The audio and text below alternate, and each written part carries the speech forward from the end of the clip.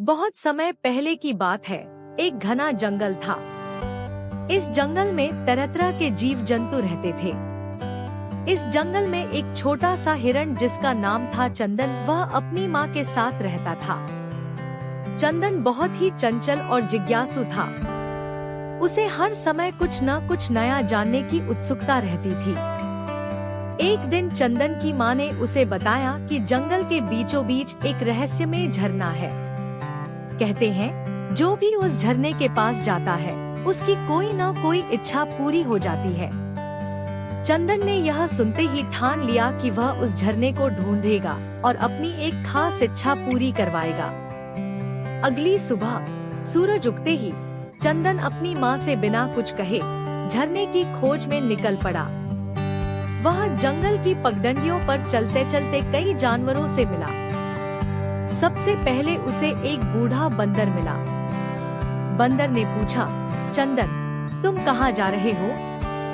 चंदन ने उत्सुकता से जवाब दिया, मैं उस रहस्यमय झरने की खोज में जा रहा हूँ।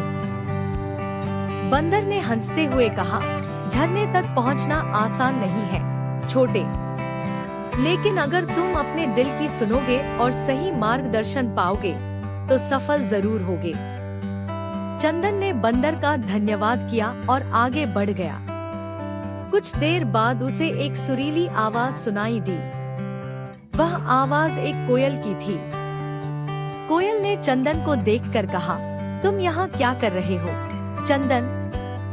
चंदन ने अपनी योजना बताई। कोयल ने मुस्कुराते हुए कहा, झरने की ओर जाने के लिए तुम्हें उत्तर दिशा की ओर जाना होगा, लेकिन ध्यान रखना रास्ते में कई कठिनाइयाँ आएंगी। चंदन ने कोयल की बात मानकर उत्तर दिशा में चलना शुरू किया। वह रास्ते में कई नदियाँ और पहाड़ पार करता गया। एक दिन उसे एक बड़ी गुफा मिली। गुफा के बाहर एक बुद्धिमान हाथी खड़ा था। हाथी ने चंदन से कहा, इस गुफा के अंदर वह झरना है जिसे तुम ढूंढ रहे हो, लेकिन गुफा के अंदर जाने से पहले तुम्हें अपने डर का सामना करना होगा। चंदन ने हिम्मत जुटाई और गुफा के अंदर चला गया। अंदर अंधेरा था, लेकिन चंदन ने अपने दिल की रोशनी से रास्ता ढूंढ लिया। कुछ ही देर में वह झरने के पास पहुंच गया। झरना वाकई बहुत सुंदर था। चंदन ने आंखें बंद कर एक गहरी सांस ली और अपनी इच्छा मांगी।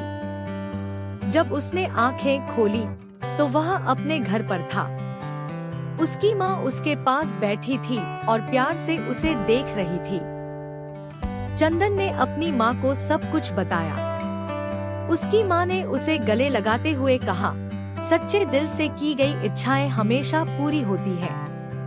उस दिन से चंदन ने सीख लिया कि सच्ची हिम्मत और सही मार्गदर्शन से कोई भी मुश्किल रास्ता पार किया जा सकता है। और वह अपने जंगल के बाकी जानवरों को भी यह बात सिखाने लगा। और इस तरह चंदन और उसकी माँ खुशी खुशी अपने जंगल में रहने लगे और उनका जीवन आनंदमय हो गया।